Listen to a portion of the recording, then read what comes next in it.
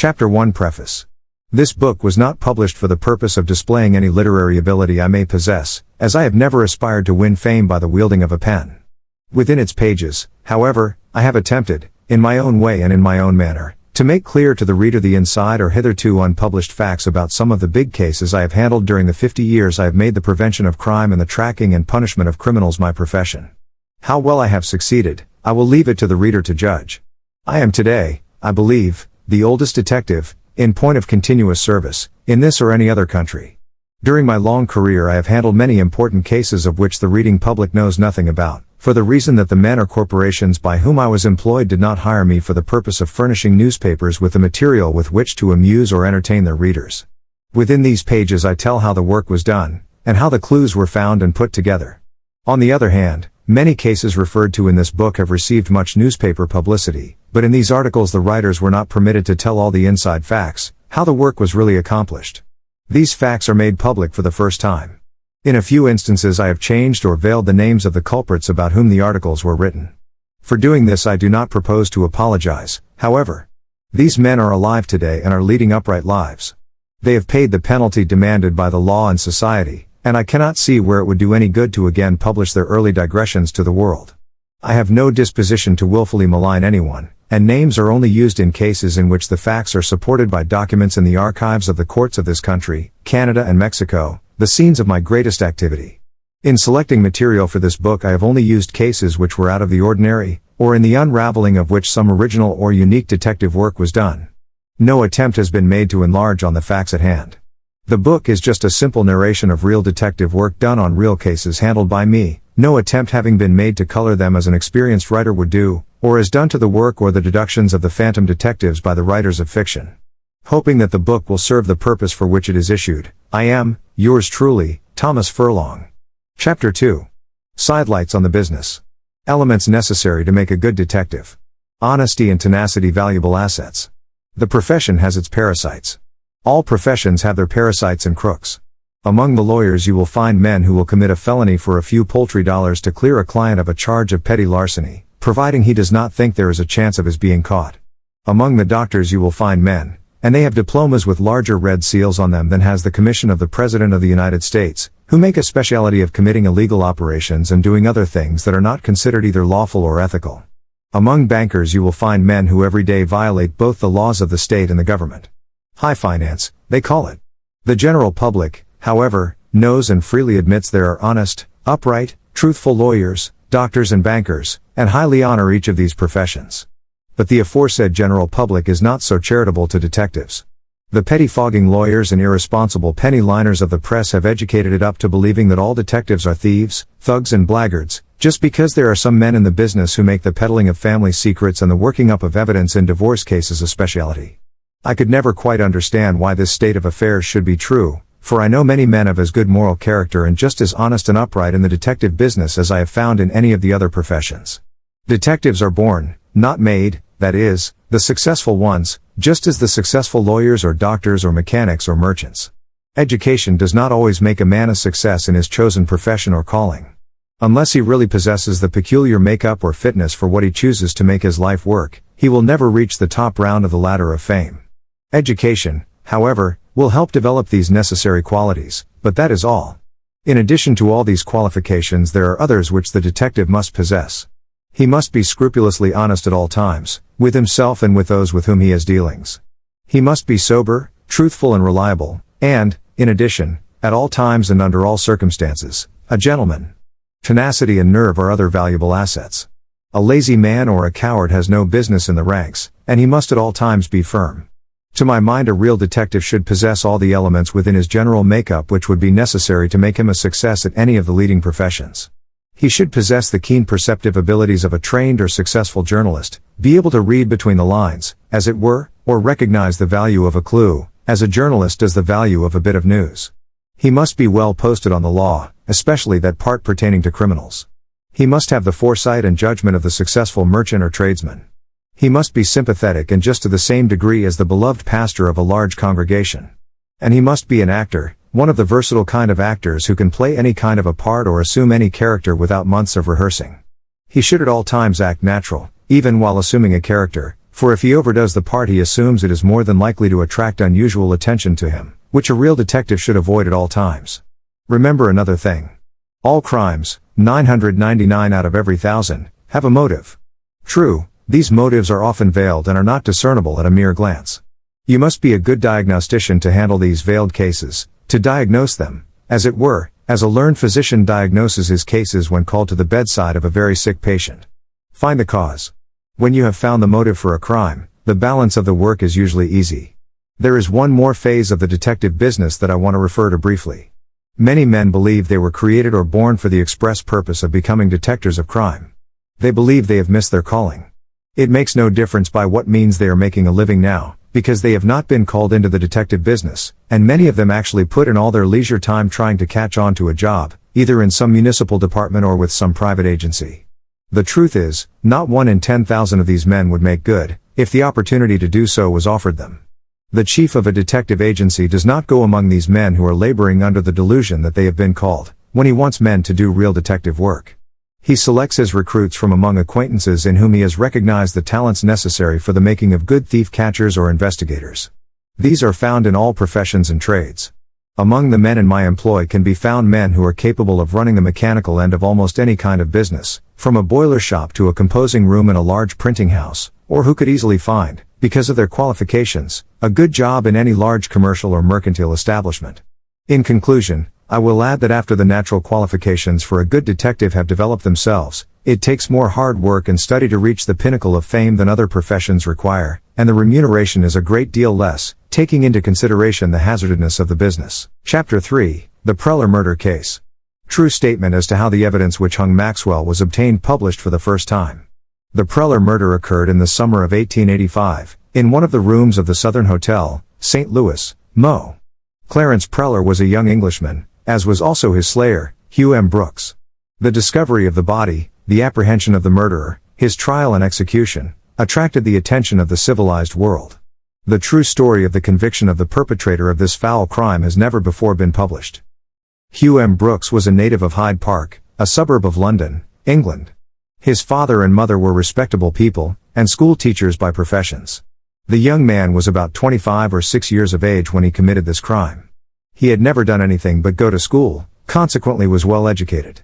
The last school he attended was a law school. He ran away from this institution, after stealing a lot of property that belonged to fellow students. The plunder he secured consisted mostly of ornaments and bric-a-brac, which he pawned at Liverpool, England, to secure enough money with which to purchase a first-class ticket to Boston, Massachusetts. After boarding the vessel he met and formed the acquaintance of Clarence Preller. Preller was a trusted employee of a large export establishment of London. His duties required him to travel nearly all over the world, or, at least, to visit the principal cities of the world. He was a young man, being about 30 years of age, and finding Brooks, a fellow countryman, an agreeable companion, took very kindly to him. Brooks represented himself as being a titled nobleman, who had just finished his course at college, and was making a pleasure tour of America. He called himself Maxwell. Chapter 4, Hugh M. Brooks, alias Maxwell. The young Englishman hung for murdering Arthur Preller in the Southern Hotel. During the voyage from Liverpool to Boston, Preller told Maxwell, as I will call him hereafter, that after he had attended to a matter of business for his firm at Boston he had to go to Toronto, Canada, where he would be detained but a day or two. Then he would leave Toronto for St. Louis, Missouri, where he also had some business to do for his firm, which would require but a short time, and that from there he would go through to San Francisco, California, and sail from there on the first steamship to Auckland, New Zealand. Maxwell told him that he believed he would go from Boston to St. Louis, where he, Maxwell, would await the arrival of Preller from Toronto, then accompany him to Auckland just for the trip. This proposition pleased Preller. They arrived safely in Boston, where they remained 2 or 3 days together, and where Maxwell learned that Preller had in his possession 7 $100 bills. After Preller had finished his business in Boston they settled their bills at the Adams house, where they had stopped, went to the depot together and separated, Preller going to Toronto and Maxwell to St. Louis. They had agreed that Maxwell was to stop at the Southern Hotel in St. Louis, there to await Preller. Maxwell arrived at that hotel and engaged a room, where Preller joined him a couple of days later. I think it was Saturday when he arrived, and they occupied the same apartments. On the following Sunday, after they had eaten their dinner and returned to their room, Preller complained of suffering from stomach trouble. Maxwell claimed to have some knowledge of medicine, and administered an overdose of morphia, hypodermically. A short time after administering the drug, and when he saw that Preller was beginning to breathe his last, he poured more than half the contents of a 4-ounce bottle of chloroform into Preller's almost lifeless lips. When Preller was dead, Maxwell stripped the body and placed a suit of his own underwear on him. Maxwell was small in stature, being only about 5 feet 5 inches in height, while Preller was much larger and about 6 feet tall. Maxwell's clothing was marked with the name of Hugh M. Brooks, and they were entirely too small for the body of Preller. In removing the underwear, Maxwell used a candle snuffer, which is very much like a pair of scissors, only the cutting surface had a half circle. He cut the undergarments the full length of the limbs so that he could easily strip them off. Then he managed to pull his own garments on the body. He emptied out the trunk belonging to Preller, and pressed the body into it. He had to almost double it into a circle to get it into the trunk, but he succeeded. Then strapping and locking the trunk, he put his own, as well as Preller's effects into his own trunk, and retired for the night. The next morning, after breakfast, he called at the cashier's office, settled his bill, and stated to the clerk that his friend Preller had been obliged to make a short run out of town, and would be back to the hotel in 2 or 3 days, and desired that the room be held for him, as his trunk and effects would remain there until he called for them. Maxwell explained that he had to leave that morning and expected his friend Preller to join him later. He instructed the head porter to bring his large trunk down into the corridor. The one he had ordered brought down contained the dead body, but, to his consternation, the porter brought down the one in which his and Preller's effects had been packed. He became very much alarmed, and had his trunk taken to Union Station and checked to San Francisco, buying a ticket for that place. He departed over the Frisco Road, and arrived in San Francisco, where he remained one night, and the following day bought a ticket for Auckland, New Zealand, and sailed that afternoon. The weather was quite warm in St. Louis, and after a few days decomposition set in upon the corpse in the trunk. The odor from the room attracted the attention of the servants. They reported to the office, the room was entered and the body found. The police were notified at once. A good description of Maxwell was furnished by the hotel people, and telegrams were sent in all directions, giving this description, and requesting Maxwell's arrest. Captain Lees, chief of police of San Francisco, received one of these telegrams, started his detectives to investigate, and succeeded in learning that the murderer had sailed for Auckland some 3 or 4 days before he had received the telegraphic description of him from St. Louis. Whereupon Chief Lees cabled the proper authorities of Auckland a full description of Maxwell, and even the number of the stateroom he occupied on the ship. Of course, Captain Lee's telegram reached Auckland several days before the ship arrived. When the ship arrived at Auckland, the police sent out 2 of their detectives with the pilot, who was to guide the steamer on which Maxwell had taken passage into port. They arrested him as soon as they boarded the ship, and when the vessel landed immediately notified the St. Louis authorities, in accordance with Captain Lee's instructions to them. After obtaining proper extradition papers, the chief of police of St. Louis sent 2 of his detectives to Auckland to bring Maxwell back to St. Louis. They went to Auckland by way of San Francisco, found Maxwell in jail there and brought him back to St. Louis. It was a long and expensive trip, and cost the city of St. Louis a great deal of money. On arriving in St. Louis, the prisoner was locked up without bail, on the charge of murdering Preller. He immediately employed 2 lawyers to defend him. After having consulted with his lawyers, Maxwell became jubilant, so much so that he became obnoxious to his fellow prisoners. He was naturally inclined to be overbearing, and seemed to hold himself aloof from the other prisoners. He was rather inclined to braggadocio, and attracted a lot of attention. The daily papers devoted a great deal of space to him, which he seemed to enjoy immensely. In fact, the notoriety appeared to be very pleasing to him. Marshall F. McDonald, the famous criminal lawyer who prosecuted Brooks, alias Maxwell. A few days after he had been lodged in jail in St. Louis, Ashley C. Clover, Circuit Attorney of St. Louis, in company with Marshall F. McDonald, Assistant Circuit Attorney, drove out to my residence one night. I was then Chief Special Agent for the Missouri Pacific Railroad Company, and both Messrs. Clover and McDonald were personal friends of mine. Mr. Clover stated that the object of their visit was in reference to the Maxwell case. He went on to state that although the arrest and returning of Maxwell from Auckland to St. Louis had cost the city of St. Louis a great deal of money, and the case had become one of international importance, yet he did not believe that the officers of the St. Louis Police Department had made any efforts to get at the real facts in the case. So far they had not found enough evidence to procure a conviction, in case the defendant went on the stand and testified that the giving of too much chloroform to Preller was an accident. Mr. Clover said that he wanted the real facts in the case.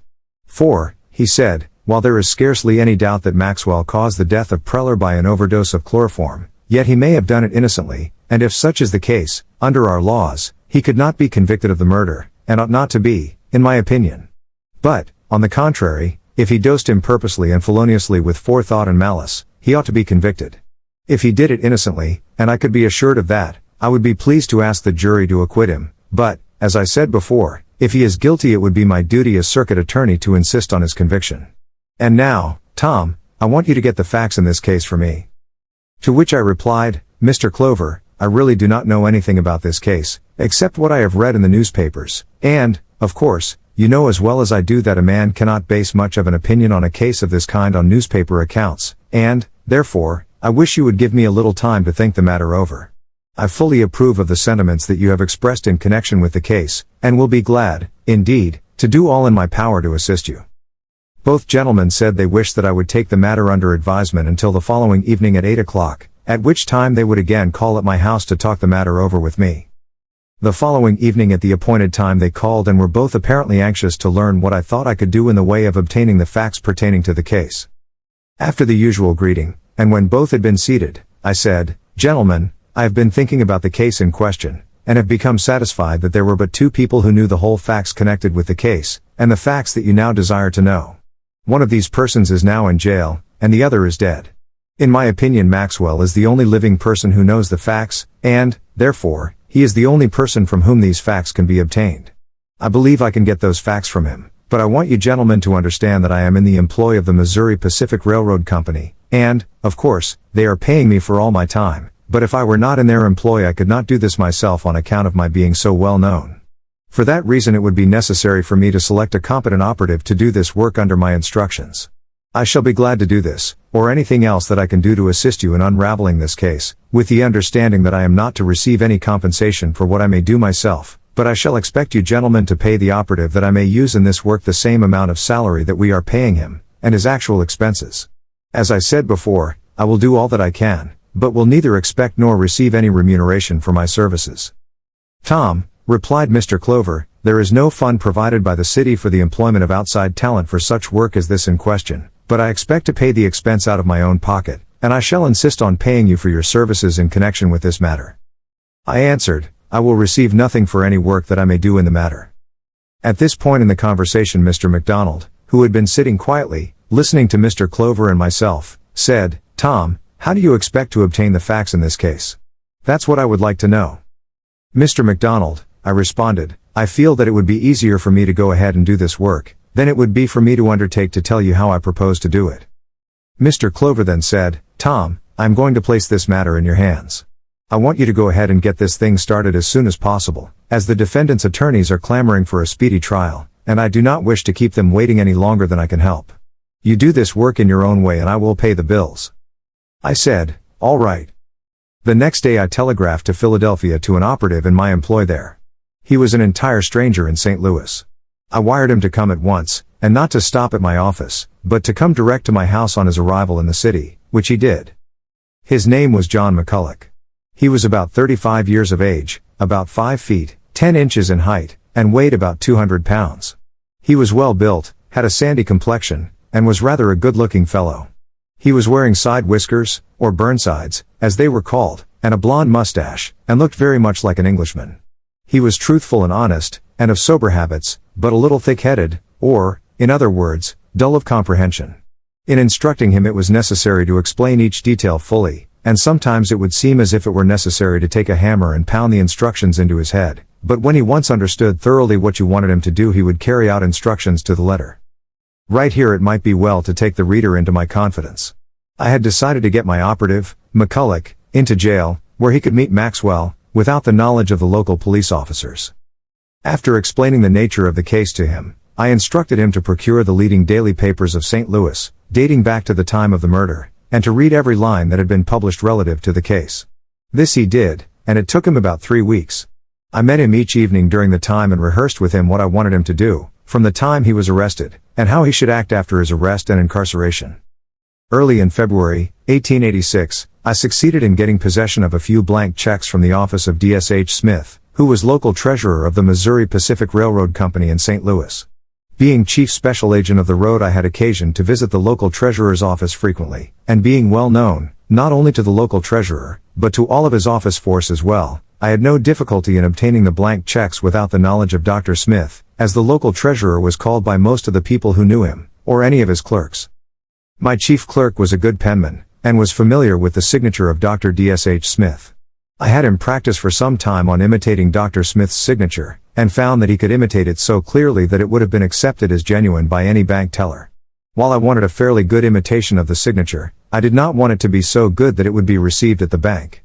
After practicing for a time, he succeeded in making a signature which I thought would answer my purpose. I had him fill out one of the blank checks for the amount of $1,188.10.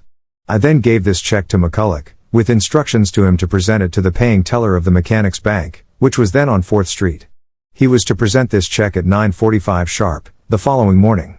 I had received a check, a day or two before this, which bore the signature of Dr. Smith, and had purposely held this out, and was waiting across the street from the bank when I saw McCulloch, whom I will hereafter call Frank Dingfelter, as this was the name he assumed, and was the name to which the check had been made payable.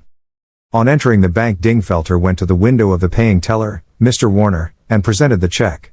Warner examined the check very carefully, and by reason of its being for so large an amount, and Dingfelter being an entire stranger to him, I, having allowed Dingfelter time enough to have reached the paying teller's window, entered the bank with my check in my hand, held the check that Dingfelter had presented, and when he saw me he excitedly motioned to me to come to his window.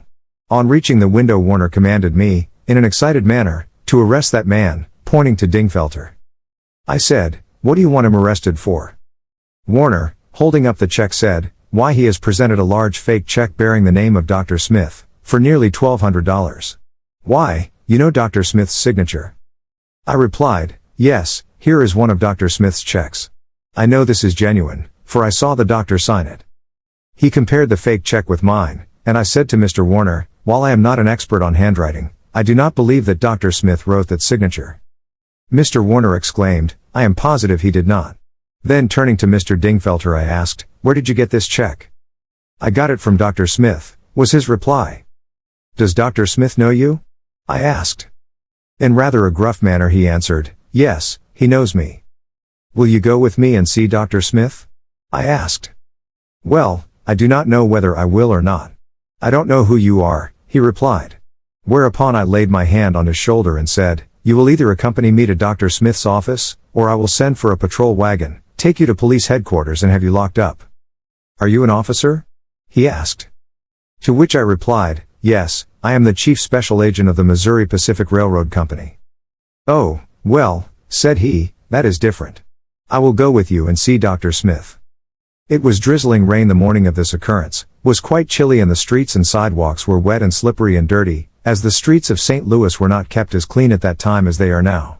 I took the fake check, and Dingfelter and myself started for Dr. Smith's office, which at that time was in the Missouri Pacific General Office building on the corner of 6th and Locust Streets. We walked west on Pine from 4th. When we reached the corner of 6th and Pine Streets, I gave Dingfelter a signal, which had been pre-arranged. This signal was for him to hit me a good, stiff punch, as the fighters call it. There was a large, clumsy patrolman, wearing a raincoat, standing under an awning near the corner saloon. I was walking on the left-hand side of Dingfelter, and when I gave him the signal he cut loose with his right hand, which landed just over my right eye and a little back of it. I had instructed him to hit me hard, and if he succeeded in knocking me down and I became groggy from the blow, he was to stumble and fall himself, so as to give the big, clumsy police officer time to reach us. The officer was standing about 10 feet from us when Dingfelter struck me, but I knew how slow he was and I wanted to be sure and give him an opportunity of getting hold of Dingfelter. I went down all right, and in fact, was a little dazed from the effects of the blow. Dingfelter stumbled and fell, and the policeman made a dash, such as a heavily loaded ice wagon going uphill would make, and succeeded in reaching him, not, however, until he had arisen, and I also had got to my feet. He got to Dingfelter about the same time that I did. The latter made a good fight and tore off most of the uniform of the policeman and my coat, vest and collar. All of us went down in the street and rolled around in the mud. Our ears and faces were filled with mud, before we finally succeeded in subduing Dingfelter, but I am satisfied if he had tried his best he could have gotten away with both of us, as he was a powerful man. My office was on 8th Street, just north of Pine, and this fight occurred just 2 blocks from my office, and after we had subdued Dingfelter I suggested that we take him there, so as to give us an opportunity of washing ourselves while we were waiting for a patrol wagon to take the prisoner to police headquarters. This we did, and on arriving at my office we turned the prisoner over to my chief clerk and one of my operatives, who happened to be there, while the policeman and myself began digging the mud out of our ears and washing our faces. After washing I found that my right eye was very much discolored, and where my face had come in contact with the pavement there were a number of small cuts and scratches, which were somewhat inflamed, and I really had a sore face. The operative who I have mentioned before, whose name was Phillips, on seeing my face said to me, "Why, you sure ought to go and see a doctor at once. Your eye is in bad shape, and you need medical attention immediately. Let me go up to police headquarters with this fellow. I can attend to the matter for you." I thanked him, and said that I wished he would do so.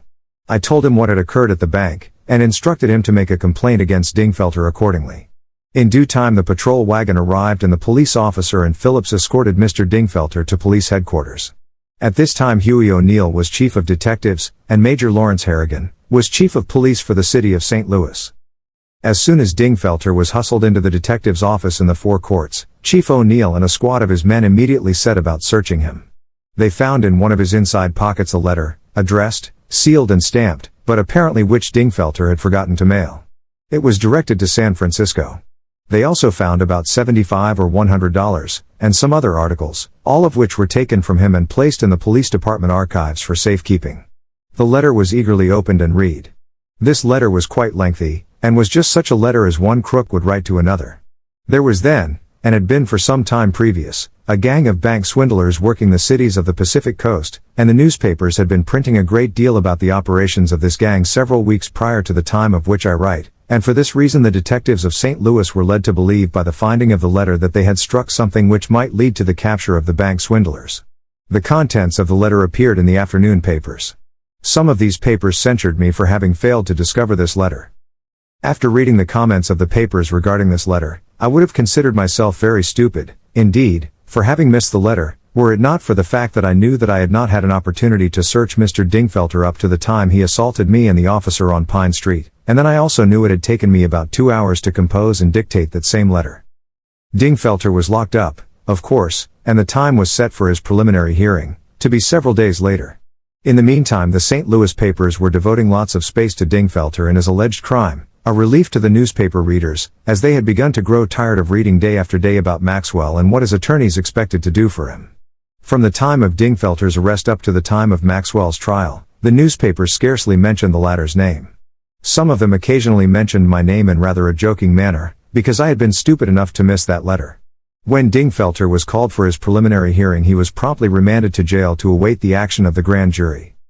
He was besieged by lawyers who were anxious to defend him, but he declined their offers, telling them when the time came he had lawyers selected to defend him, and steadfastly refused to divulge their names.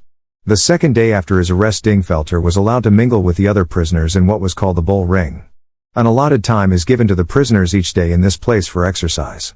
Maxwell noticed that almost immediately after his arrest the newspapers were giving Dingfelter all the notoriety, and had dropped himself, so he hastened to make the acquaintance of one so notorious when they met in the bull ring.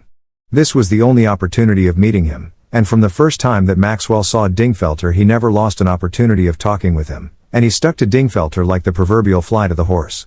The first time Maxwell approached Dingfelter he rushed up to him and said, "You are Dingfelter, I believe." Dingfelter replied that he was, and Maxwell then said, "They seem to have a strong case against you." "You will have to excuse me, sir, I don't want to be considered impolite," Dingfelter replied, "but I must decline to talk to anyone in this place about my case, as you call it. I don't believe it would be a good thing for me or any other person to talk about a charge that is pending against them in a place of this kind. I shall be glad to talk with you on any other subject, however, but I trust that you will hereafter refrain from asking me any questions regarding the charge now pending against me in court, and then, I don't know you." Maxwell hastily said, "Oh, I am Maxwell.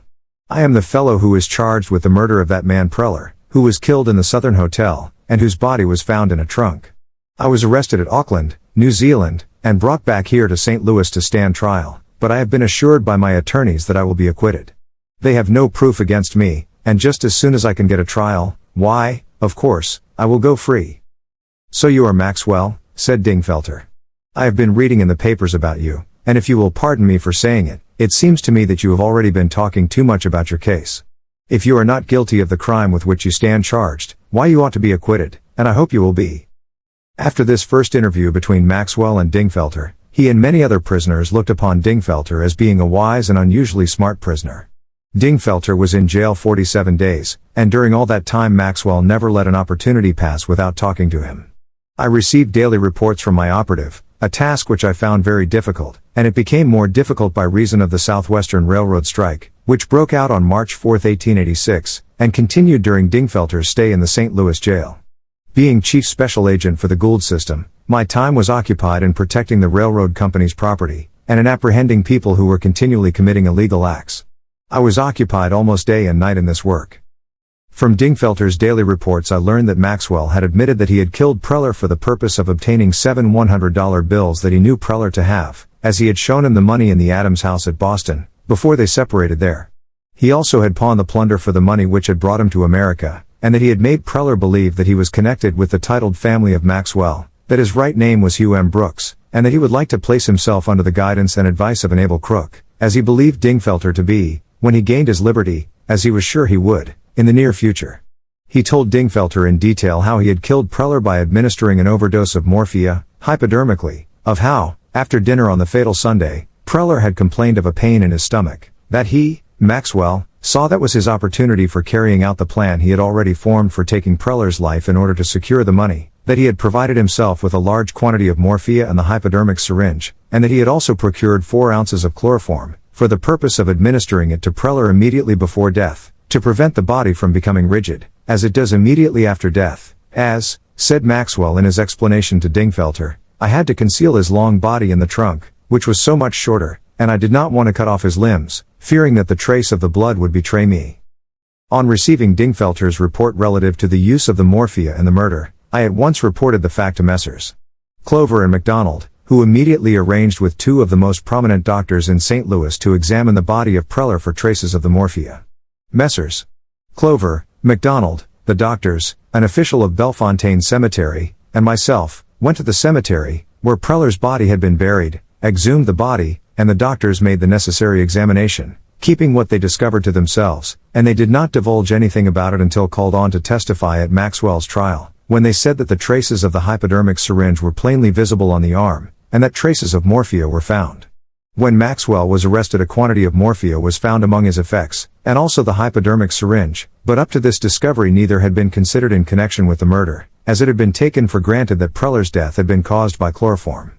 Of course, the exhuming of the body, and the arrangement that had been made were known to no one but Messrs. Clover, MacDonald, the 2 doctors, the cemetery official and myself, and was treated as a profound secret. Meanwhile, after Dingfelter had been in jail and had obtained the information we wanted from Maxwell, I decided that it was unnecessary to keep him there longer, so I arranged to have Dingfelter released on bail, which had been fixed at $3,500. I had ex-Judge Henry D. Laughlin, of St. Louis, sign Dingfelter's bond. I did this without Judge Laughlin's knowledge that I even knew who Dingfelter was. Upon his release I immediately sent him to New York, where he entered into correspondence with friends of Maxwell's. Just before being released he asked Maxwell if he could keep a secret, and Maxwell said that he could, whereupon Dingfelter said, I expect to leave this place soon. How are you going to get out? Asked Maxwell. Ah, said Dingfelter, that is none of your business. You said you could keep a secret, and the first thing you are doing is to pry into my business by asking how I'm going to get out. After I am gone from here, of course, you will know it, but if you do not know how I propose to get out, it will be impossible for you to tell anyone about it. For that reason it is better that you should not know anything further than what I have already said. Maxwell apologized and promised not to be so inquisitive again. Dingfelter then said, Now, Maxwell, after I am on the outside and away from this place, if I can do anything for you consistently I shall be glad to do it. You can do a whole lot for me, Maxwell answered, by getting 2 of your friends to come here when my trial is called and have them testify that they met Preller and myself in Boston, and that they accompanied us to the depot when we were leaving Boston. That at the depot I proposed that the party take a parting drink, that Preller, these 2 men and myself, went to a cafe, and that I ordered 2 bottles of champagne, and that when I paid for it I displayed a roll of 7 $100 bills, that I explained that I wanted to change one of these $100 bills so that I might have some smaller change to pay expenses on my way to St. Louis. If they will testify to this it will account for the 6 $100 bills I took from Preller. Dingfelter asked, Are you sure that your lawyers will not get these friends of mine into trouble or let the police get next to them if I can get them to come? Maxwell assured Dingfelter that his friends would be perfectly safe in coming to St. Louis, and that the police would not get next to them, providing, of course, that the parties were not already known to the police. He took a card bearing his name from his pocket and tore it in two halves, giving one half to Dingfelter and retaining the other himself, saying, "Be sure and give these witnesses half of the card, which will serve to identify them to my attorneys when they arrive here, as that half of the card will match the half that I will retain. The edges of the torn card will match and will answer the purpose of an introduction." It was about 5 o'clock in the evening when Dingfelter was released from jail on bond, and at that hour the courts in the building had adjourned for the day, and the newspaper correspondents and all others had left the building except the few attaches who were on duty. Thus Dingfelter left the jail unobserved. On his release from the jail he came to my house by a circuitous route, where he remained until a late hour that night, when he left to take a train for New York. I instructed him to open a correspondence with Maxwell on his arrival in New York, so as to get positive instructions from Maxwell as to what the witnesses were to testify to when they appeared on the stand in his defense. He carried out these instructions to the letter. His letters reached Maxwell through his attorneys, and Maxwell's letters reached him through the same source, and in due time, all the letters were sent to me with his report. They kept up this correspondence at intervals until Maxwell's trial was called. I told Dingfelter to appear in St. Louis on the morning of the trial, which he did. On arriving here he went to a private lodging house, and being a stranger in the city, his presence was unknown to any person but himself and the circuit attorneys, Clover and MacDonald. When his trial was called, Maxwell took the stand in his own defense, and testified that he had administered chloroform to his friend Preller on the fatal evening at the Southern Hotel for the purpose of allaying the pain that he was suffering from, as both Messrs. Clover and MacDonald had predicted he would testify. Maxwell went on to state that Preller's suffering was caused by an acute attack of stricture, from which he had been suffering more or less for some time. On hearing this testimony from Maxwell, it was decided to again exhume the body of Preller so that the two doctors could make another examination of the remains, and either corroborate or disprove Maxwell's testimony, as this was one of the most vital points in the trial. When the body was exhumed the doctors removed the organs, taking them to their laboratory, where the examination was made, and they later came into court and testified that their examination had shown beyond a doubt that Preller had never suffered from stricture. Frank Dingfelter was among the first witnesses called by the prosecution. In answer to his name, he entered the courtroom from the private office of the circuit attorney, and after being duly sworn, took his seat on the witness stand. After sitting down he turned his face towards Attorney MacDonald, who was conducting the prosecution for the state. Maxwell got a full view of Dingfelter for the first time since he had seen him in the jail. From where I was sitting I could get a good view of Maxwell's countenance. I was watching him closely, and when he saw Dingfelter he recognized him instantly.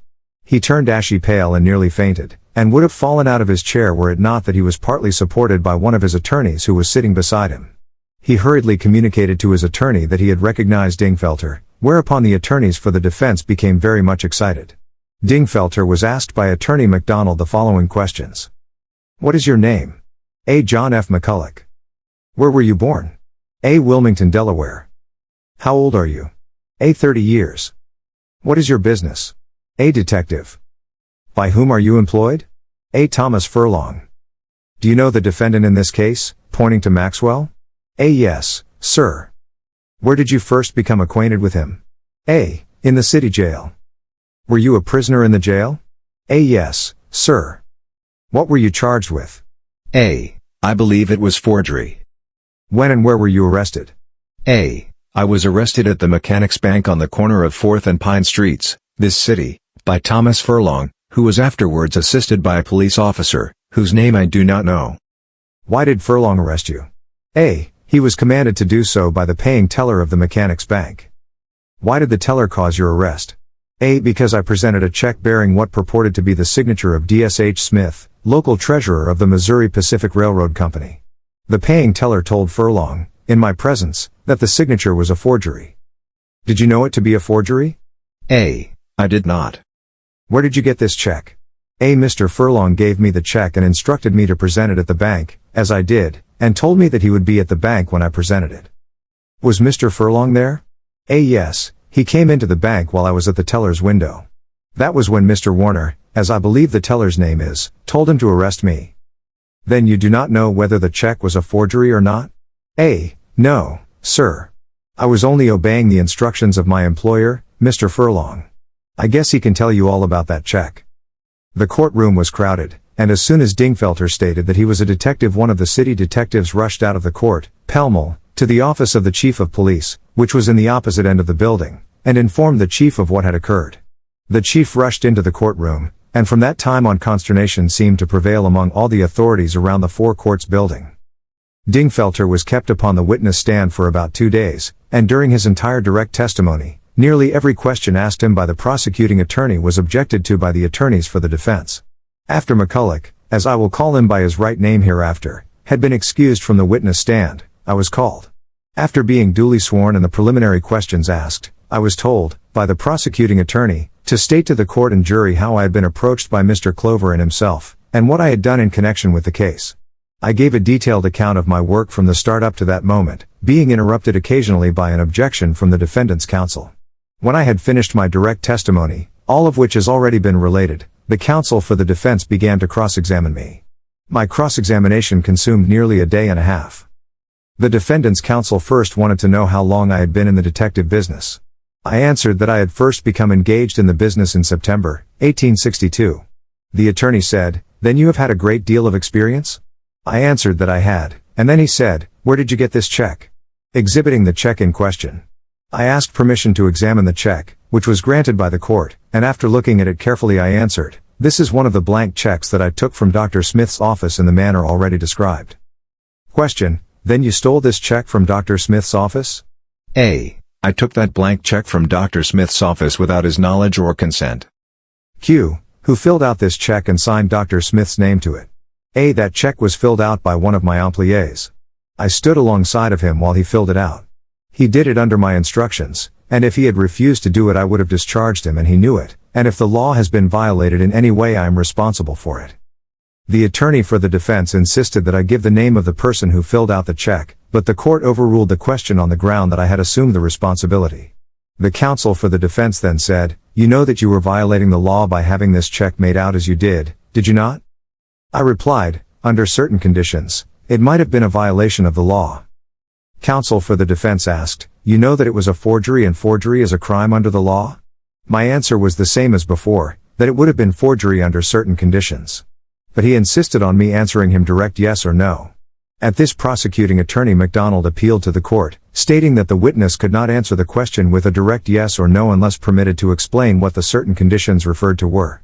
The court permitted me to explain under what conditions the making of the check would not be considered forgery. To which I replied that inasmuch as that intent is the essence of crime, and that as there was no intent to obtain money or other valuables by means of this check on my part, who was responsible for the making of it, and that I was at the bank on the morning that McCulloch presented the check for the purpose of preventing the teller from cashing the check, if he, perchance, had not noticed that the signature of Dr. Smith was not genuine, and for the further reason that I had promptly apprehended the man who had presented the check at the bank for having done so. This was all a matter of court record. Here I wish to say that almost every person in the courtroom, after hearing my testimony as to my obtaining the blank checks and causing one to be filled out and presented at the bank, were of the opinion that I had gotten myself into serious trouble. Many clung to that opinion until they heard my explanation, and the competent court attorneys saw at a glance that I was safe when I explained that intent was what constituted a crime. I have been asked many times since the arrest of McCulloch and my tussle with him, why I caused him to knock me down and to strip the policeman and myself, leaving us in almost a nude condition, and which compelled me to go around several days with my right eye and one side of my face discolored, as some of them said, in mourning, and my answer has always been that I had decided everything I did in connection with the case was absolutely necessary so that I might obtain the true facts of the case, which were very essential for the proper prosecution of the perpetrator of this heinous crime, as he was the only living person who knew the real facts. I knew that Maxwell was enjoying the notoriety the newspapers were giving him, and I also knew that the public was growing tired of reading about him, and, therefore, believed that if I could paint my operative as a more desperate criminal for the time being, by the notoriety he would obtain through the papers, it would have the effect of attracting Maxwell's attention to him, so that he might bask in the light that was being attracted to McCulloch. And, as it turned out, my predictions proved true.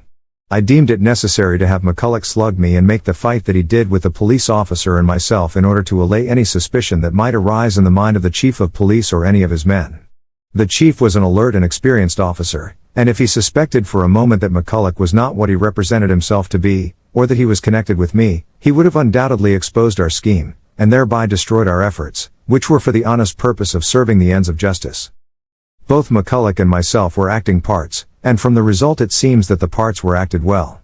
I could have gotten the blank check from Dr. Smith, I have no doubt, merely by asking for it, but he, of course, would have wanted an explanation from me, and if I had explained why I wanted them he would have been obliged to state the facts on the witness stand when called before the grand jury, and this would have been fatal to my scheme. Had I told my operative Phillips, who lodged the first complaint against McCulloch, or Dingfelter, as he called himself, he would have been compelled, under oath, to have stated the truth. This, too, would have been fatal. My keeping the matter a secret resulted in every person telling the truth, or what they believed to be the truth. I myself did not appear either at police headquarters or at the preliminary hearing, nor before the grand jury, and was not called upon to testify until Maxwell was on trial. Marshal F. McDonald was sitting in his office one day alone, about a month after Dingfelter had been in jail and had made such good progress with Maxwell, when William Marion Reedy, better known then as Billy Reedy, entered his office. Reedy was, at that time, a reporter for the Globe Democrat, and was very popular. He knew every official around the four courts and in fact, every man in St. Louis who was worth knowing. He was a warm friend and great admirer of Mr. McDonald, and on entering his office and noting that he was alone, he said, "Mac, why don't you select the right kind of a fellow and have him locked up in jail with Maxwell? He might succeed in getting the facts as to Preller's murder from him." Mr. McDonald was startled to hear this suggestion from Mr. Reedy, but, being a man of steady nerves, he managed to conceal his surprise. He told Reedy that he did not believe that anything could be accomplished by locking a man up in jail for that purpose. "For," said Mac, "there are nearly 400 prisoners in that jail and a man might be there for months before he could get to Maxwell, and then it is quite likely that his attorneys have already advised him not to talk to any person about his case." Reedy said, "It occurred to me that it might be a good thing to do, and I therefore made the suggestion to you for what it is worth, but, as you do not think it worthwhile to try it, just let it go." He left the office, and just as soon as McDonald could don his hat and coat and leave his office unobserved, he hastened to me. I saw at a glance that he was excited and believed something unusual had happened. I greeted him and asked him to be seated, and then said, "Mac, what is the matter?" He extended his long right arm and exclaimed, "Why, the whole thing is up." "What's up?" I asked. "Mac, what do you mean?" "Why, Billy Reedy came into my office a little while ago and suggested that I pick out the right kind of a fellow and have him locked up in jail so that he might work on Maxwell," he said. "Is that all Reedy said?" I asked. He then went on and detailed as nearly as he could recollect just what Reedy had said. I asked him what he had said to Reedy and he told me. I then said, "Do you think that Reedy noticed your excitement when he made the suggestion to you?" "No, he could not have," he replied. "I was not excited, I never get excited." "You were excited when you came in here, and if Billy Reedy noticed it when he made that suggestion it might set him to thinking, and inasmuch as you did not take kindly to the suggestion, he might possibly make the suggestion to Chief Harrigan," I said. "Oh, no," replied Mac, "Billy would not make any suggestions to the chief. He is my friend and I appreciate the feeling that prompted him to make the suggestion, but confound it, I wish he had not thought of it." I said, "Mac, we know that Billy Reedy is a bright young fellow, and a great newsgatherer, and a loyal friend of yours. I do not believe he will say anything more about it, and now I think the best thing to do is to quietly await developments." My advice was followed, and I do not believe that William Marion Reedy, who is now proprietor and editor of the St. Louis Mirror, has ever known just how much that friendly suggestion of his worried his friend Marshal F. McDonald. I have told in my story how McCulloch remained in jail and got the facts from Maxwell, and our scheme was not spoiled by Mr. Reedy's suggestion, for he never repeated it to any other person. The testimony at the trial was overwhelming against Maxwell, and the jury before whom this case was tried quickly returned a verdict of guilty of murder in the first degree, and Hugh M. Brooks, alias Maxwell, was hung for one of the most cold-blooded murders of the age. The St. Louis Police Department had an exhibit in the Educational Building during the Louisiana Purchase Exposition, St. Louis, which consisted of photographs and police records of criminals, burglars, tools and various weapons. This exhibit also had the noose with which Brooks, alias Maxwell, was hung, and his photograph in the picture of the two St. Louis officers who brought him back from Auckland, New Zealand. There were thousands of people who viewed this exhibit, and I deem it proper to tell the public that the police department had positively nothing to do with obtaining the evidence that convicted Maxwell. They had really nothing to do with his arrest, other than sending out his description. He was arrested through the efforts of Captain Lees, Chief of Police of San Francisco, Cal. His conviction was due to my efforts and the work of my operative, McCulloch, and to Messrs. Clover and McDonald. Mr. Clover paid the expenses from his own pocket, and Mr. MacDonald deserved a great deal more credit that he was accorded for the masterful way in which he handled the prosecution, but not one of these names were mentioned in the exhibit at the World's Fair. Mr. Clover paid about $600 out of his own personal funds for the expenses incurred in obtaining the evidence, and I got a black eye and a swollen jaw as my compensation. Dingfelter, while in the jail, also made the acquaintance of two brothers by the name of Johnston, who had been arrested in New Orleans and brought to St. Louis for safekeeping by the United States authorities, on the charge of having had a large number of Brazilian bonds printed. These bonds were counterfeit, utterly worthless to anyone who purchased them. The government Secret Service had captured a lot of these spurious bonds and had brought the prisoners to St. Louis until they could be tried in the federal court. The Johnstons took a liking to Dingfelter and told him all about their scheme, where they had gotten the printing done, by whom, and all the other facts of their crime. Dingfelter did not solicit any confidences, but they, supposing him to be a shrewd crook, thought their secret was safe, until Maxwell was on trial and Dingfelter, as he was known to them, took the stand and testified, giving his right name, John F. McCulloch, and his business, that of a detective. As soon as the Johnston brothers learned who and what Dingfelter was, they sent word to the United States authorities that they had admitted to Detective Dingfelter everything pertaining to their guilt, and they were willing to plead guilty to the charges pending against them in the federal court. This they did when they were arraigned for trial. Chapter 4, The Big Cotton Swindle. Tragic ending of a big case on which a great deal of real detective work had been done. The cotton swindle occurred at Sherman, Texas, on the Texas and Pacific Railroad, early in the fall of 1883. It was in the cotton shipping season, and Sherman was a point from which a very large amount of cotton was shipped annually, it being the principal shipping point, or outlet, for one of the largest cotton-producing districts in the state. For this reason the eastern cotton buyers and cotton mill owners were represented by agents at these shipping points. These agents were really brokers. It was the practice of these brokers, as soon as they had purchased cotton, to have it delivered at once to the railroad company for shipment, when they would receive from the railroad company's agent a bill of lading, setting forth the number and weight of each bale. This bill of lading, when signed by the railroad agent, was negotiable at any bank in the cotton-producing district. The bank would take the bill of lading, allowing the depositor 90% cash on the face value, and would hold 10% back until the exact value of the cotton was ascertained by the proper officials. The practice of cashing these bills of lading was then general in the cotton-growing country, and, I presume, it is at the present time. It was early in the month of January, 1884, when I was suddenly called to the office of Captain C.G. Warner, who was then General Auditor for the Gould Railway System. The Texas and Pacific was one of the many Gould lines. I occupied the position of Chief Special Agent for that system. On my arrival at Captain Warner's office, he informed me that he had just received from Sherman, Texas, a long telegraph message from one of his traveling auditors, which stated that a large amount of cotton, which had been shipped from that station, had undoubtedly been diverted in transit, as the cotton had not reached its proper destination. Captain Warner instructed me to go to Sherman at once, where I would find the traveling auditor, Mr. Finby, and make a thorough investigation. I left St. Louis on the first train, and arrived at Sherman in due time, where I found Mr. Finby, who informed me that the company's agent, in charge at Sherman, whom I will call number 4, had left there on the Saturday night previous, since which time not one word had been heard from him. He further stated that number 4 had told his assistant on Saturday evening, that he was going to take a run down to Galveston on personal business, and expected to return on the following Monday.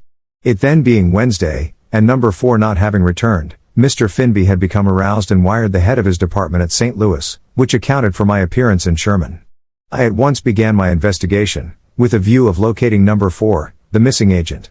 I remained in and about Sherman several days, during which time the traveling auditor was busily engaged, with some of his assistants, in auditing and trying to straighten out the accounts of the station. In the meantime, telegraph messages of inquiry were pouring into Sherman from parties in New York, Philadelphia, Fall River, Massachusetts, and Providence, Rhode Island. These parties had purchased and paid for large quantities of cotton, the total amount aggregating $121,000, and they wanted to know why they had not received it. Messages of this kind had been pouring into Sherman for a month or 6 weeks prior to the time Mr. Finby had been called there. The officers of the railroad became alarmed, believing from the facts learned up to this time, that the cotton for which the eastern buyers were inquiring, had been shipped and had been diverted, and probably stolen. If this were true, the railroad company would be responsible for the loss of the cotton to the buyers and would probably have to pay additional damages. Thus the loss of this cotton was a serious matter for the company. After I had worked at Sherman for about 10 days, as hard and earnestly as I had ever worked on a case in my life, I succeeded in obtaining information that led me to believe that there were 3 other men connected with number 4, the missing agent, in this swindle. I had also succeeded in locating the family and friends of number 4, and the other 3 suspects, whose names I withhold for the reason that some of them were connected with respectable families and have near relatives living today, who were in no way responsible for the wrongdoing of these men and ought not to be subjected to the humiliation which the publication of these names might inflict upon them. During my investigation I learned that one of these men, whom in mentioning I will call number 1, had a brother living in New Orleans. I will call the other 2 Confederates number 2 and number 3, withholding their names for the reasons I have already given. I had decided to go to New Orleans direct from Sherman and there quietly investigate the brother of number 1. I had also telegraphed to my office at St. Louis, Mo., instructing George W. Herbert, one of my assistants, to meet me in New Orleans, which he did. We located number 1's brother in New Orleans very easily, and after I had previously obtained information that number 1's wife might be stopping temporarily with her brother-in-law's family, who were living in a large and rather pretentious mansion in that city, I began to watch the mansion for the purpose of learning, if possible, whether or not number 1's wife was staying there. I had a photograph of number 1 and also of his wife. She was a beautiful woman. She was born and raised in the state of Tennessee, where page 43, her mother and other near relatives resided. I had learned that a man answering the description of number 1 in all respects had registered at the then leading hotel of Sherman under the name of J.D. Dillard Jr. This man had reached the hotel at a late hour at night, was assigned to a room and remained in it all the following day, ordering his meal sent to the room, explaining to the hotel people that he was ill. During the day number 4 called at the hotel and quietly visited the room occupied by Dillard, where he, number 4, had remained an hour or more. He went to Dillard's room without making any inquiries at the office, merely consulting the register. Dillard, who was really number 1, left his room about midnight the following night, and took a northbound train from Sherman. Nobody had seen the supposed Dillard during the time of his stay at Sherman, except the night clerk, who had not noticed him particularly when he assigned him to his room, and a chambermaid, a mulatto, who had charge of the room of number 1, or Dillard, as he called himself, had waited on him while he was there. She had become familiar with his features and stated to me that she would know him on sight any place. She described Dillard accurately, after which I exhibited number 1's photograph. She instantly identified it as a good picture of Mr. Dillard. This is what caused me to place number 1's brother's house in New Orleans under surveillance. I also traced Dillard from Sherman, Texas, to Emporia, Kansas, where the photographs of himself and wife were identified by the proprietor of the hotel and the employees there, at which the Dillards had stopped for a period of a month prior to Dillard's recent visit to Sherman. Mrs. Dillard had remained at Emporia during her husband's absence, and he joined her at Emporia on his return from Sherman, and they departed from there immediately for parts unknown. I traced them to Topeka, Kansas, where the trail was lost. My assistant and myself kept up a steady watch on the home of the brother of number 1, in New Orleans, day and night, for about 3 weeks. We divided the time into 8-hour watches, one of us sleeping while the other was on duty.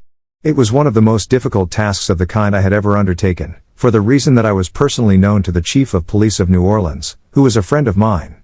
I was also known to a number of police detectives of that city, and owing to the prominence of the family and connections of number 1 I did not deem it expedient to meet any of the police authorities, as by so doing I, of course, would feel compelled to explain to them the cause of my presence in their city. I had no doubt that some of them would render me all the assistance they could, but I was afraid that some of them might talk about my presence in the city, and the friends of number 1 might hear of it, and thereby be the means of hindering me in my efforts to locate the whereabouts of number 1. For this reason it required more vigilance on my part to keep out of sight of the police, who knew me, than what I was bestowing to the watching of the house in question. During the long vigil many humorous incidents occurred. One morning, after we had been on watch several days, I hit upon a plan to find if there were any women about the big house, as we had seen none up to this time, hoping thereby to locate the wife of number 1. A few blocks down the street a couple of good-looking young Italian girls were playing a hand organ. The instrument was a fine new one and of exceedingly loud tone. I quietly bargained for their services to take up their station in front of the house I was watching, telling them to play there as long as the police would permit them. The music and the performance of the monkeys brought several women from the house to the veranda, but to my disappointment, the much-wanted woman was not among them. The performance was repeated several mornings, with the same results. Mrs. Dillard was not in the house, as we afterwards learned. Meanwhile the brother, a gentleman of leisure, was in the habit of strolling each morning from his house to the post office, where he usually mailed several letters. He always dropped these letters in the general receptacle, which had an opening in the main corridor at least a foot in length and 3 inches wide, and led to a large box in the basement below the main floor. This box would hold probably a wagon load of letters and packages, and when a letter was dropped in this mass it was almost impossible to find it again. Number One's brother was a man middle-aged, rather slow in his movements, and very deliberate in everything that he did. He carried these letters in an inside pocket of his dress coat, and walked with a cane. He would approach the general mail box, placing his cane under his left arm and carefully removing his snug-fitting glove from his right hand, would take the letters, consisting of 3 or more, and in an exasperatingly deliberate and slow manner deposit them in the box with the other mail. He would watch them until they had disappeared down the chute and out of sight. This operation was repeated by him daily, except Sundays, during the 3 weeks, and witnessed each time by either Herbert or myself, and had grown very tiresome to both of us. Finally I concluded that we would prepare 2 letters and address them to ourselves, stamp them properly and then cover the back of each envelope with a thick coating of mucilage. Herbert was given one of the letters, I keeping the other. Herbert placed himself on one side of the chute, while I took my position on the other side, each of us being some distance away from the receptacle. The main corridor of the post office, in the forenoon, was generally crowded with people passing to and fro, between the hours of 10 and 12 o'clock. For this reason we attracted no special attention. We knew about the time that Number One's brother was in the habit of visiting the post office, and, therefore, we were not kept waiting but a few moments for his appearance. He approached the mail box in his usual manner, and was as painfully deliberate as he had been on previous occasions, and after he had gone through the customary maneuvers, but before he had time to drop the 3 letters from his hand, Herbert rushed up to the receptacle from the left side and I from the right, and we both reached out our hands at the same time with the letters we held having the mucilaged surface, in such a way that they came in contact with the 3 letters he had in his hand, and forcing the letters into the chute with ours, the mucilage sticking the bunch of 5 letters together. All slid into the chute. Number One's brother became very indignant and muttered something about rudeness and awkwardness. I attempted a hasty apology and disappeared around the corner to the office of the assistant postmaster, whose acquaintance I had previously formed. I told him that I had just deposited 2 letters in the main repository and that I had discovered that I had placed the letters in the wrong envelopes, and wished to get them so that I might rectify my mistake. He at once conducted me to the main mail box below, where there were at least a half a wagon load of letters and general mail matter. I at once found the bunch of 5 letters which were stuck together with the mucilage, and in separating them had ample time to note the different addresses on the 3 envelopes mailed by Number One's brother. One of these was addressed to a relative of Mrs. Dillard, to her home in Tennessee. Another was addressed to another brother of Number One, who resided in Atlanta, Georgia. The 3rd letter was addressed to J.D. Dillard, Jr., Ocean Springs, Mississippi. I knew of the relatives in Tennessee and of the brother in Atlanta, Georgia, and also that J.D. Dillard, Jr. was the man I wanted to locate, and for the first time learned that he was at Ocean Springs, Mississippi. Ocean Springs was then a small winter resort located on the Louisville and Nashville Railroad, between Montgomery and New Orleans. It was also an harbor on Mobile Bay and near Biloxi, Mississippi. Upon the receipt of this information I went to Ocean Springs, Mississippi, arriving there about midnight on the night that I had seen the letter addressed by Number One's brother to this place. There I found that the post office of the town was kept in a grocery store, which was part of the principal hotel of the town. I learned that the landlord, who was a very genial, clever man, and proprietor of the grocery store, was postmaster. I quietly showed him the photograph of Number One and his wife, and he immediately identified them as Mr. and Mrs. Dillard Jr. He told me that Dillard had represented himself to him as a rich iron manufacturer from Chattanooga, Tennessee, that his wife was in ill health and that they had been there for the past month or more and had rented a beautiful cottage known as the Montgomery Cottage, where they were living.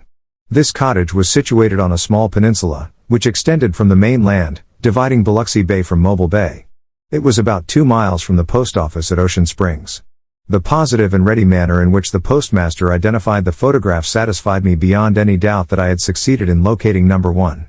I gave the postmaster to understand that Number One had fallen heir to a sum of money and property, and that neither he nor his wife had become aware of the fact, and that I was very desirous of apprising him of his good fortune as a surprise, and before doing so, I desired to have all necessary papers prepared, which would require a week or 10 days, and, therefore, I was anxious to have the matter kept a profound secret until everything was ready.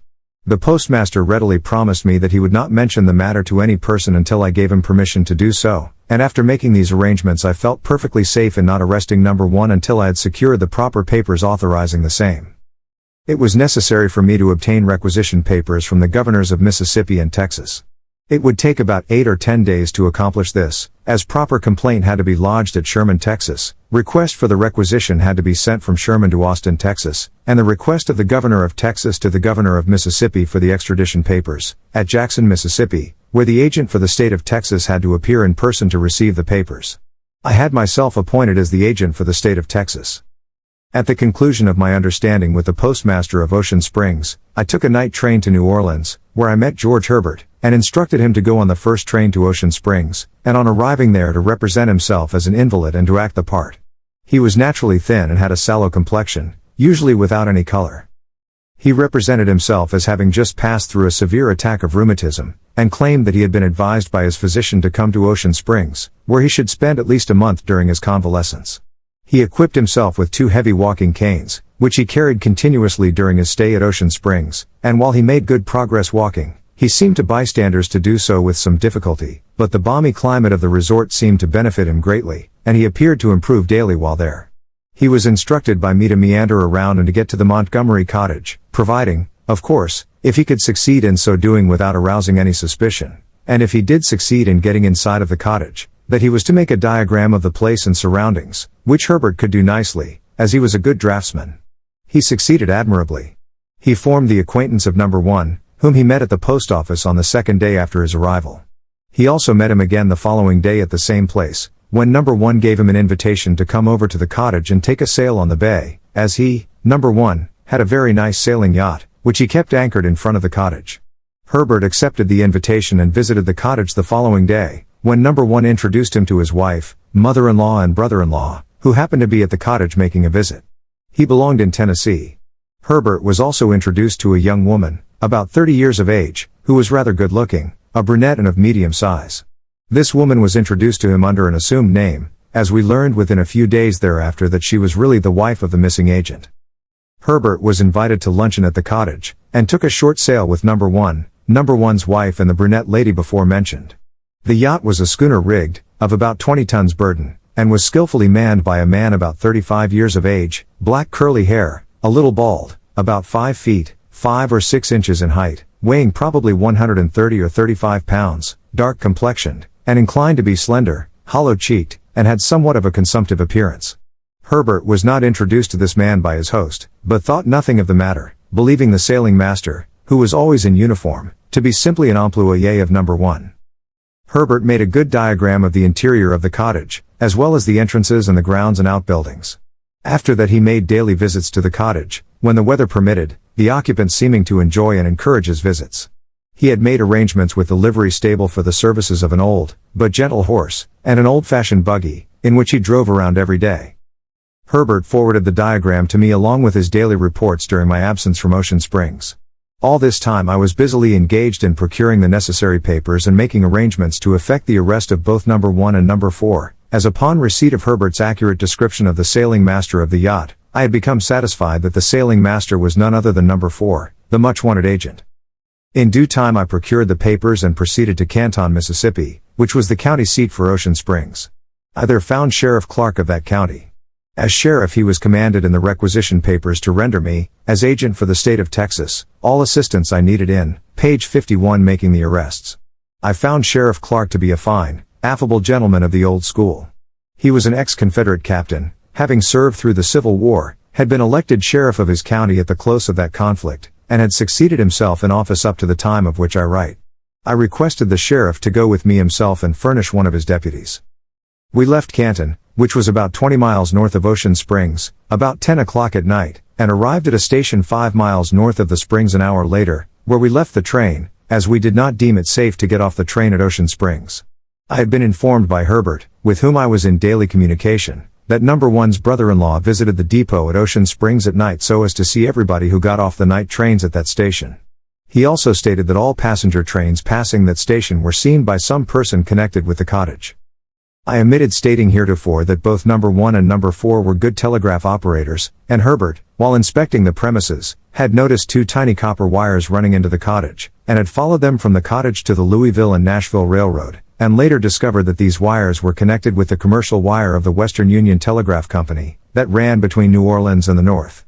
He also found that they had a telegraph office fixed up in one of the rooms of the cottage where they could find out all that was passing over the wires of the Western Union Company, and take their ease. The peninsula upon which the cottage was situated was thickly covered with pine and cedar trees, and the wires were entirely hidden and could not have been discovered by any person unless one who was engaged as Herbert was, so that these gentlemen could while away their time listening to what was going over the wires.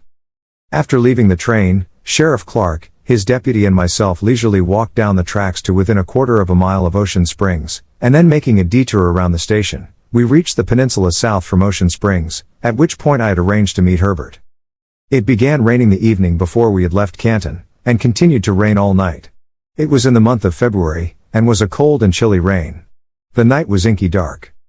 When we reached the peninsula we were sheltered by the dense foliage of the trees, and we approached the cottage to within about 1,000 feet, and then decided to remain quietly among the trees until we could see daylight begin to appear in the east.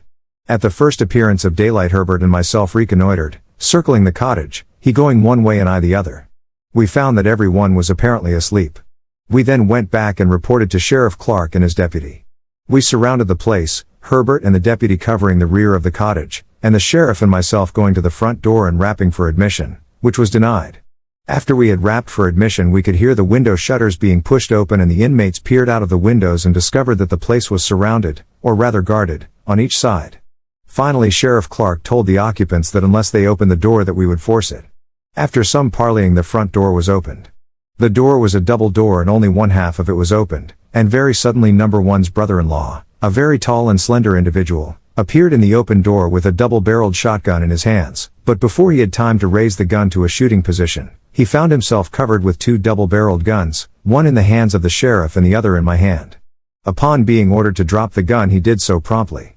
The sheriff took possession of him and I started down the wide hall, which ran directly through the center of the cottage. As I was passing the second door from the front door number one stepped out of the room into the hall with a pistol in his hand. I recognized him and promptly arrested him. I said to him, "Where is number 4? He answered, "In the room across the hall." I went to the room indicated and rapped, but was refused admission. I then forced the door and found number 4 standing in the middle of the room partly dressed. After some trouble with number 4 and his wife, we took them all to Ocean Springs. We walked over there, a distance of about 2 miles. It was breakfast time when we reached there, and the rain had stopped. We went to the hotel and got something to eat, and the landlord learned for the first time the true nature of the surprise that I had in store for number 1. There was an early train to New Orleans, and Herbert and I took the 2 prisoners and left on this train for that city. I telegraphed ahead to have a carriage meet us outside of New Orleans, and we left the train a short distance from that city. Here we entered the carriage, which conveyed us to the ferry boat at New Orleans. We took the ferry and went across to Algiers. Our object in doing this was that I wished to avoid newspaper notoriety. The newspaper men we were sure to meet in the main station at New Orleans had we gone there. At Algiers we boarded a Southern Pacific train for Houston, Texas. At Houston we took a Houston and Texas Central train, which took us through to Dallas, Texas. The prisoners were lodged in jail before the newspapers had mentioned the capture or arrest, for the reason that I knew that there were 2 others connected with the swindle, who resided in Dallas, and had not yet been arrested, who were not even suspected of having any connection with the swindle or any other crime by the people of Dallas. We arrived at Dallas at night with the prisoners. The following morning the chief of police, Jim Arnold, and myself picked up and arrested the other 2 accomplices. These men were Hebrews. One of them had been a respectable and prominent cotton buyer up to his connection with the swindle. The other was an educated man and somewhat noted for having been mixed up in crooked dealings. He was a lawyer, but was not practicing law for a livelihood. The reader should remember that number 1 was an ex-railroad agent and telegraph operator, and had been employed as such up to about 1 year and a half before he became engaged in this cotton swindle. He had become thoroughly familiar with the railroad system of receiving and handling cotton. Number 2, who lived in Dallas, was also familiar with the buying and selling, and value of cotton, as well as the customary way of obtaining cash from the banks on bills of lading for the same. Number 3 was the reputable cotton buyer, or broker, before mentioned in this story. He also lived in Dallas. The arrests at Dallas added greatly to the excitement which was caused by the incarceration of number 4 and number 1 the night before. The prisoners all waived preliminary hearings and were committed to jail in default of bail to wait the action of the grand jury, which convened a month or 6 weeks later. In the meantime, 3 of the defendants succeeded in getting bonds and were released from jail. My recollection now is that the bonds were fixed at $10,000 each. Number 3 was taken sick immediately after his arrest and continued to steadily grow worse until he died, which was about 2 months after he was arrested. Number 1 and number 2 almost immediately after they had been released on bonds fled the country, number 1 going to Old Mexico, and number 2 seeking refuge in London, Ontario, Canada. When the cases were called for trial in court at Dallas, Texas, number 1 and number 2 failed to appear, and their bonds were declared forfeited. Number 3, having died, his bond, of course, was not forfeited. Number 4, it appears either did not try to procure bail, or if so, did not succeed, as he remained in jail. Meanwhile, I was employed in procuring duplicates of the bills of lading, which had been issued and sold to the purchasers of the cotton, which caused me to visit the cities of Philadelphia, New York, Providence, Rhode Island and Fall River, Massachusetts. The procuring of these duplicates proved no easy task, but I finally obtained certified copies of all of them. These duplicates were to be used as evidence at the trial. I was at Dallas on the date set for the trial, and, on learning of the absence of the defendants, and that the court had postponed the trial of number 4, he being the only one within the reach of the court, I at once reported the situation to the railroad officials at St. Louis, in reply to which I received instructions by wire from Vice President Hoxie, of the Missouri Pacific, to proceed at once to locate and arrest the fugitives and take them back to Dallas, and there to turn them over to the proper authorities, so that they might be dealt with according to law. Upon receipt of these instructions, I detailed operatives Bailey and Herbert of my staff to locate and arrest number 1, which they succeeded in doing after a lot of hard and good work. They arrested him at Guaymas, Old Mexico. This city is located on the Pacific coast. They brought their prisoner back to Dallas and lodged him in jail. I had assumed the task of locating number 2. After considerable work, I discovered that he was in London, Canada, which is just 100 miles east of Detroit, Michigan. I visited London, where I saw number 2, without being seen by him. He would have known me at sight, as it was I who had arrested him in Dallas. I found that he had surrounded himself with a number of sympathizing friends in London, many of whom were fugitives from justice from the United States, as he was. Many of them, he among them, had money and felt safe while on Canadian soil. The extradition treaty then in force between Great Britain and the United States was known as the Ashburton and Webster Treaty, and was passed, I believe, in 1844. This treaty only permitted the extradition of fugitives charged with one of 7 crimes: murder, felonious assault with intent to murder, arson, rape, forgery, uttering of forged paper and perjury. After I had seen number 2 in London, I communicated the facts by wire code to Mr. Hoxie, he giving my report to ex-Governor John C. Brown, the General Solicitor for the Gould system of railroads.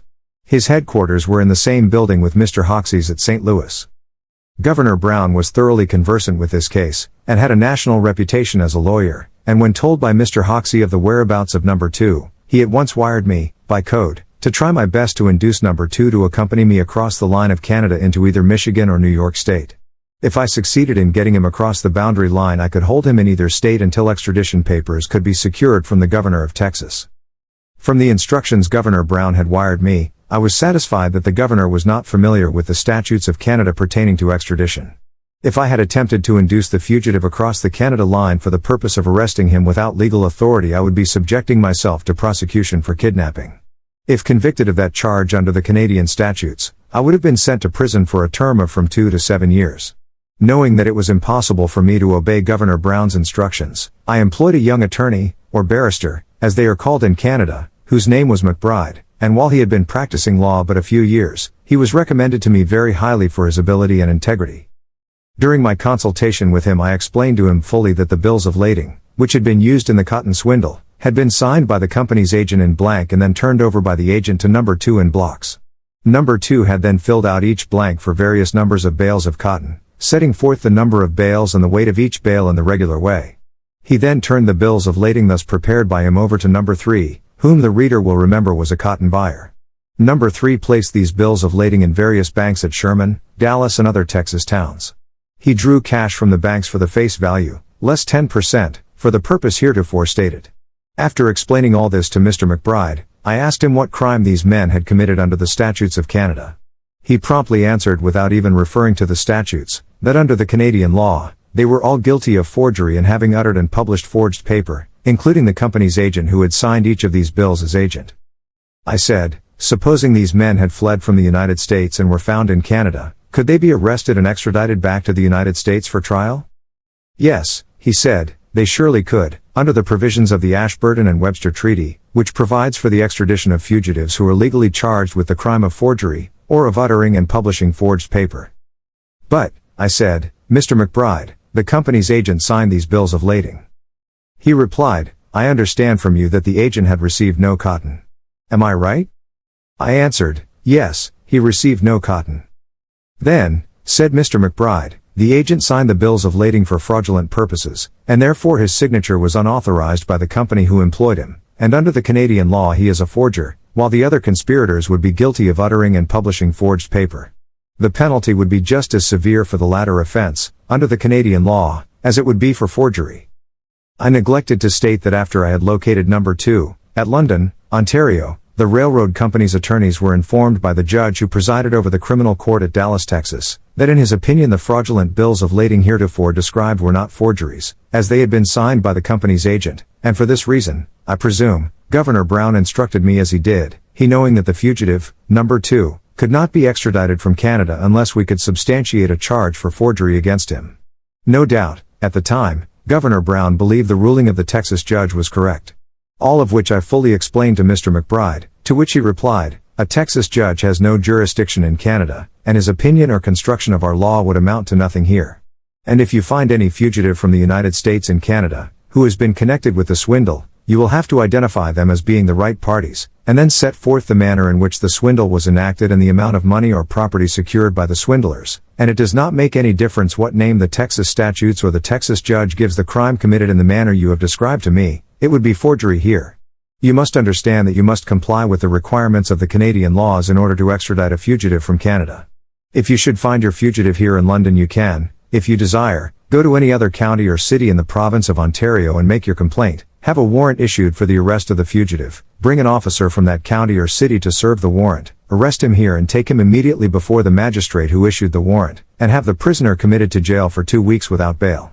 At the expiration of the 2 weeks, should you desire an additional 2 weeks, you can secure same by convincing the magistrate that you were unable to secure the presence of the necessary witnesses to substantiate the identity of the prisoner, and his connection with the swindle. Our law will allow you these continuances.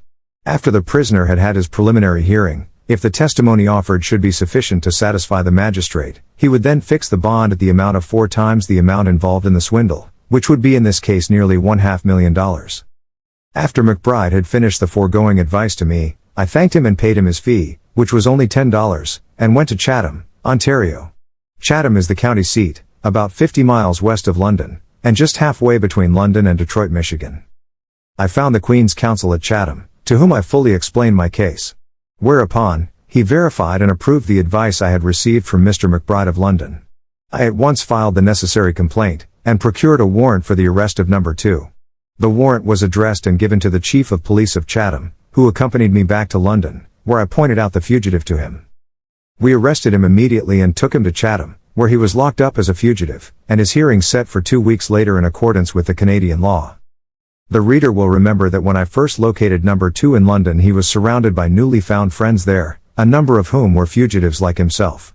For this reason I felt it prudent to begin legal proceedings against him in a country where both he and I were strangers and avoid the annoyance and trouble which his sympathizing fugitive friends were sure to cause.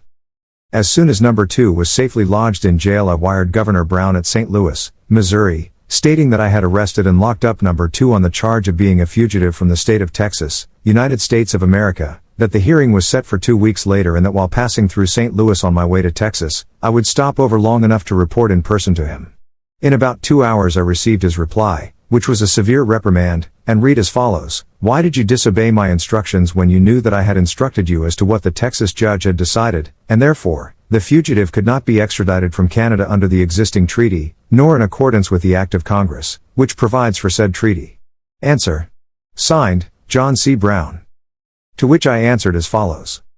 Honorable John C. Brown, General Solicitor, Missouri Pacific Railroad Company, St. Louis, Missouri, I disregarded your instructions, finding them erroneous, and that you did not understand the law pertaining to this case. Have also learned that a Texas judge's ruling are not considered in Canada, as I find that I can legally extradite the fugitive from Canada under the present law. Signed, Thomas Furlong. After sending the above message, I borrowed a copy of the revised statutes of Canada from the Crown Counsel, who would be called prosecuting attorney in the United States. He marked each section of the statutes which pertain to our case. I at once put the law book in my grip, and started for St. Louis, arriving there the following morning. I immediately reported to Vice President Hoxie, whom I found in his office. After the usual greeting Mr. Hoxie said to me, Tom, Governor Brown showed me a message that he had received from you yesterday. He appeared to be quite angry. To which I replied, I am here to explain my actions fully, and I wish you would kindly request Governor Brown to come to your office at his convenience, as I think my explanation should be made to him in your presence so that one explanation may serve both. My time is limited, as I must go to Texas and procure certain witnesses and return with them to Chatham, Ontario, within 2 weeks, the time set for the hearing. Whereupon, Mr. Hoxie sent for Governor Brown, who appeared in a few moments. After the usual salutation, I repeated the instructions I received from him. I then stated that I had found it impossible for me to have carried out the instructions in Canada without subjecting myself to prosecution, and probably a sentence to the penitentiary, and I, therefore, concluded to do the next best thing, which was to employ a competent attorney, who advised me as to my rights and how to proceed legally under the laws of that country. I then produced the copy of the statutes, which I had borrowed from the Crown Counsel, and directed Governor Brown's attention to the marked sections before mentioned, which he carefully read. After he had finished, I produced and read the telegram I had received from him, at the same time calling his attention to the question he had asked me to answer in his message. He then compared his message with the one he had received from me in dignified silence, and then without a word handed the two messages to Mr. Hoxie, near whose chair he was standing. Mr. Hoxie read them and then looked up at the governor and said, "Governor, what do you think of this matter?" For answer, Governor Brown deliberately walked around the table to where I was sitting and extended his hand to me, and I arose and took it. He turned to Mr. Hoxie and said in a pleasant manner, "Furlong was right all the way through." Then turning to me he said, "Furlong, you ought to have been a lawyer. I was a little angry when I received your message yesterday, but I see that it was all right, as you only answered the questions I had asked you." I left St. Louis for Dallas that night, and while there I arranged with the Chief of Police, Jim Arnold, and other well-known citizens, to accompany me to Chatham, Ontario, as witnesses in the case pending against Number 2.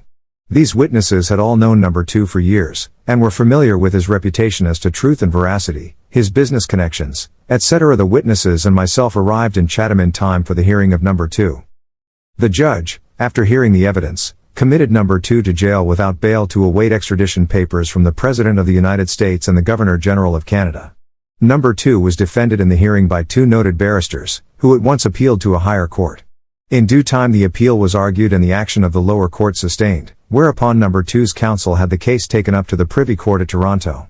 This court affirmed the action of the lower courts, and it being the highest tribunal in Canada, its decision was final and Number 2 was committed without bail for extradition. I immediately left Toronto for Washington, D.C., having already received the necessary papers from the state of Texas. I presented these to the Department of Justice in Washington, on the evening of my arrival there, and they were promptly approved and sent to President Cleveland for his signature.